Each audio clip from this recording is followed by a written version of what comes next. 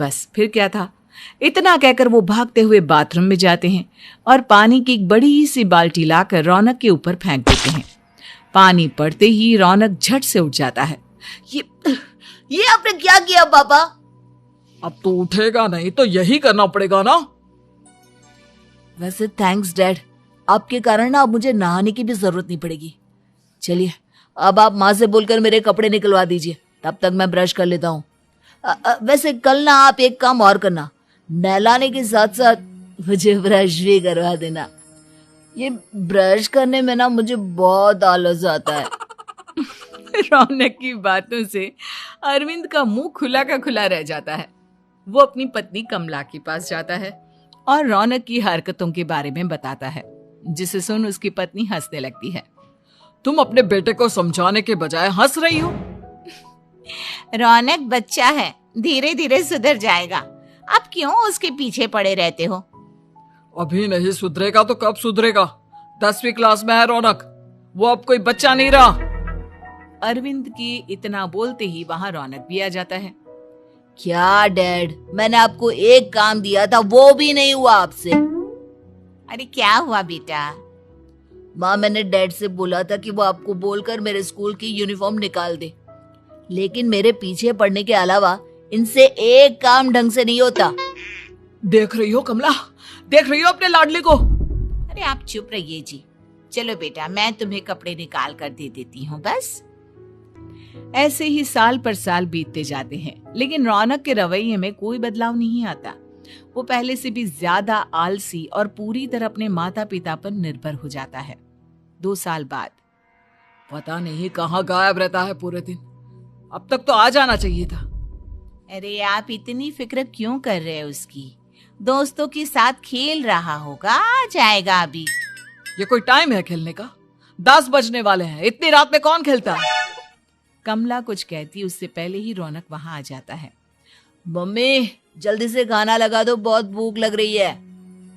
तुम्हें तब तक खाना नहीं मिलेगा जब तक तुम बता नहीं देते कि इतनी रात गए कहां से आ रहे हो। ओ प्लीज डैड, अब आप एसी पे प्रद्युमन बनकर मेरे सर पर बंदूक लेकर मत बैठ जाना। अपनी फालतू की बकवास बंद कर और बता कहां से आ रहा है। माँ अब समझाइए ना डैड को। बता देना बेटा, इनको भी तसल्ली हो जाएगी। आप बोल रही हैं तो बता देता हूँ, मैं दोस्तों के साथ मूवी देखने गया था, इसलिए देर हो गई। तो इन सब चीजों में मेरे पैसे उड़ाता है? कभी 1 रुपया कमाने के बारे में सोचा है तूने? जब देखो हवा की तरह पैसे उड़ाता रहता है। माँ अब आप इन्हें चुप करा दीजिए, वरना ना मुझे गुस्सा आ जाएगा। अच्छा क्या कर लेगा? बता ना क्या कर लेगा तू?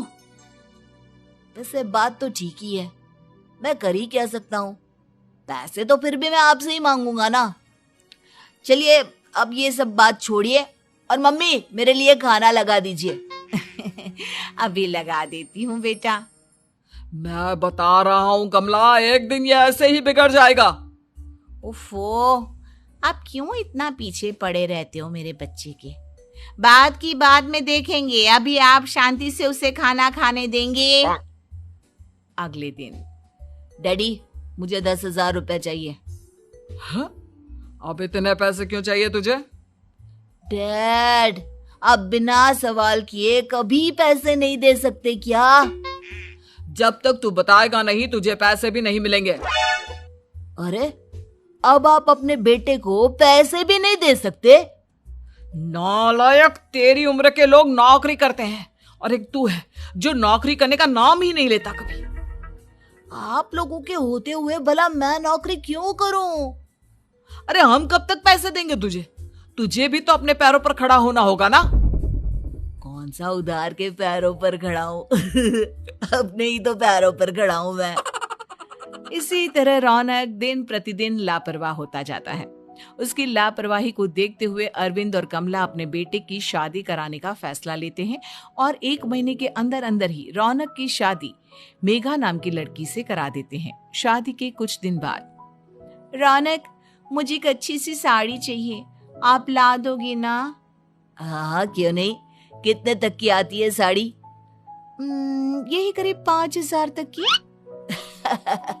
तुम चिंता मत करो, मैं आज ही डैडी से पैसे मांगकर तुम्हारे लिए साड़ी ले आऊंगा। आप कब तक ऐसे ही अपने पापा से पैसे मांगते रहेंगे? कोई अच्छी सी नौकरी क्यों नहीं कर लेते आप? अरे डैड के होते हुए मुझे नौकरी करने की जरूरत ही क्या है? पर आप ऐसे कब तक उनसे पैसे मांगते रहेंगे?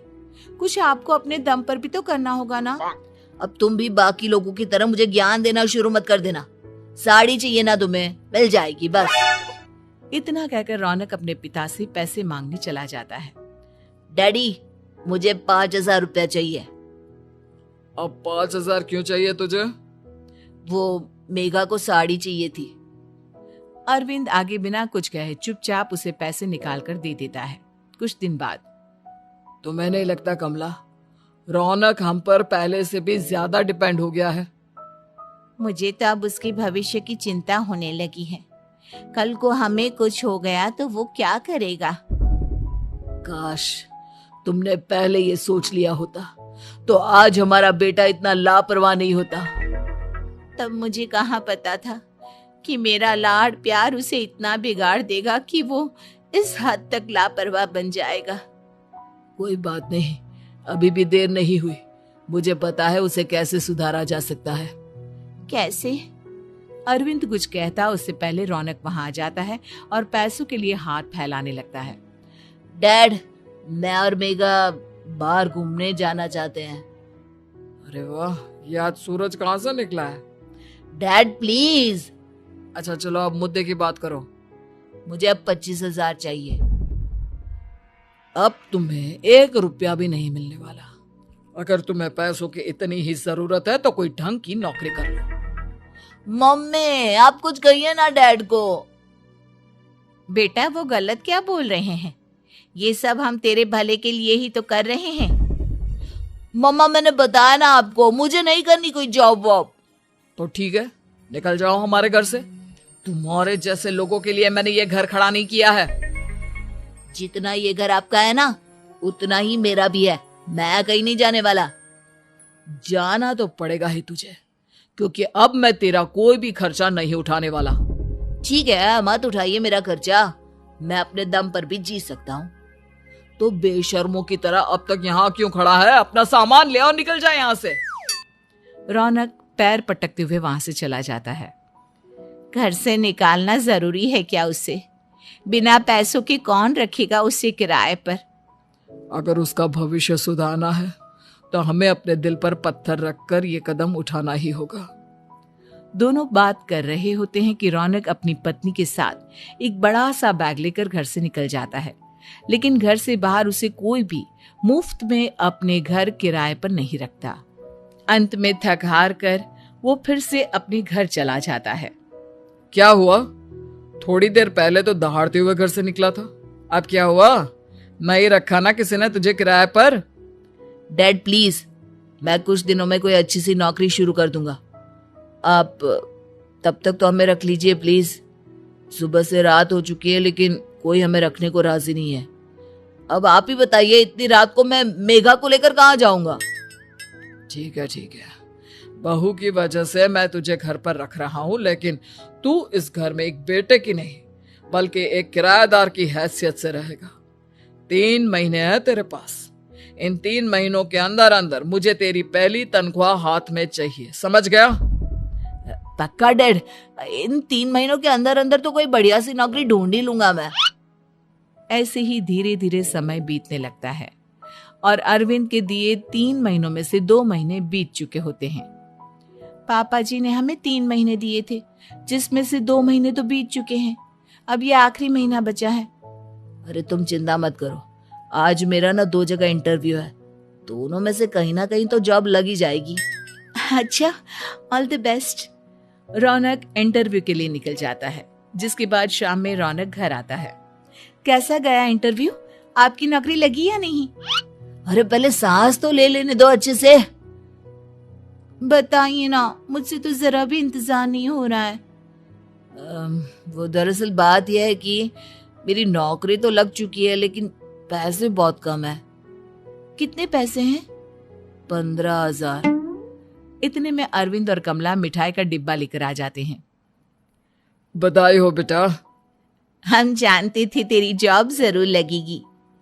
लेकिन मेरी सैलरी बहुत कम है मम्मा। कम है तो क्या हुआ, धीरे धीरे बढ़ जाएगी। हाँ बेटा, हम तो बस चाहते थे कि तू अपने पैरों पर खड़ा हो जाए। मतलब अब आप मुझे घर से नहीं निकालेंगे? नहीं, ये सब हमने तुझे जिम्मेदार इंसान बनाने के लिए किया था। Thank you mummy papa. अगर आप दोनों ऐसा नहीं करते तो मुझे कभी अपनी जिम्मेदारियों का एहसास तक नहीं होता। आज आपने मुझे सिखा दिया कि इंसान का अपने पैरों पर खड़ा होना भी जरूरी होता है। इतना कहकर रौनक झट से अपने माता पिता के गले लग जाता है और अपनी कमाई की पहली तनख्वाह वो अपने माता पिता के हाथ में सौंपता है। इस तरह रौनक एक गैर जिम्मेदार व्यक्ति से एक जिम्मेदार व्यक्ति बन जाता है।